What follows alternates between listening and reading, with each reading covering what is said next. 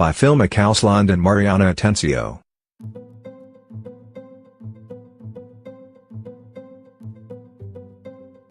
Mexicali, Mexico. Parents deported to Central America by U.S. immigration officials returned to the southern border Saturday to demand asylum and reunification with the children they were forced to leave behind.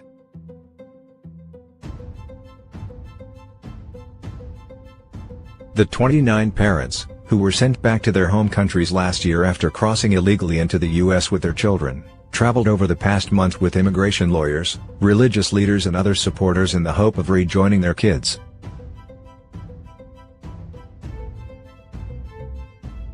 A father at the border in Mexicali, Mexico, told MSNBC's Mariana Atencio that he waited for 7 hours Saturday for information from U.S. immigration officials.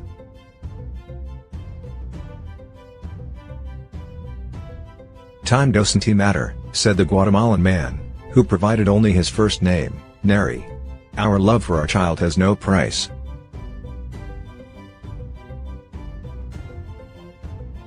The families have 27 children in U.S. custody, and the youngest is 5 years old. Some of the parents have been separated from their kids for nearly a year, said members of private organizations representing the parents. The longest separation is 14 months, they said.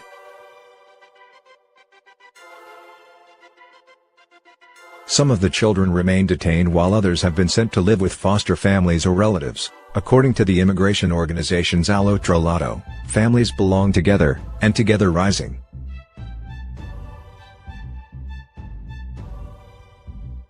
Sandra Cordero, director of Families Belong Together, said the parents presented themselves for asylum at the port of entry in Mexicali, Mexico, on Saturday, but U.S. Customs and Border Protection told them it had reached capacity and could not allow them to enter the U.S. "The CBP says they re at capacity," she said.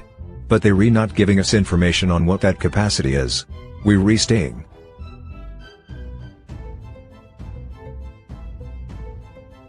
Late in the day, Customs and Border Protection began processing the parents' asylum claims, 5 at a time. The process could mean detention and more delays in possible reunions with their children.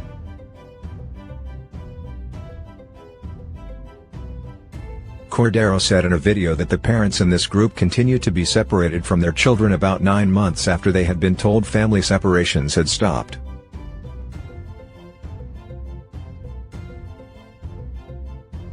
"We know this is not true, so we're here to reunify them and present them for their legal right to seek asylum," she said.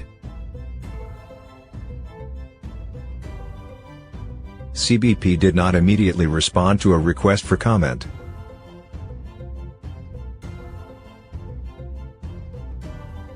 NBC News previously reported that thousands more children than previously known were separated from their parents for months by the U.S. government, which did not create a clear system for reunifying the split-up families.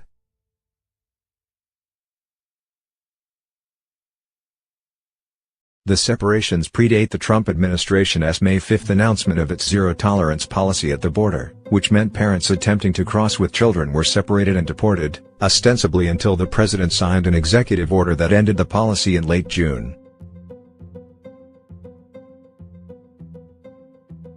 The Texas Civil Rights Project, a criminal justice advocacy group, concluded in a report last month that dozens of parents and legal guardians were still separated from their children even after Trump signed the order to end the separation policy.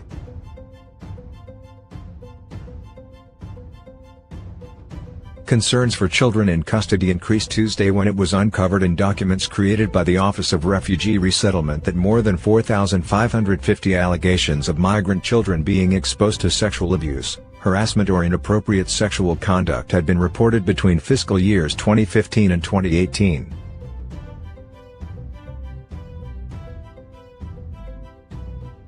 Cordero told NBC News, "We can't speak to what the specific conditions are for each child." Atencio reported from Mexicali, Mexico, and McCausland from New York City.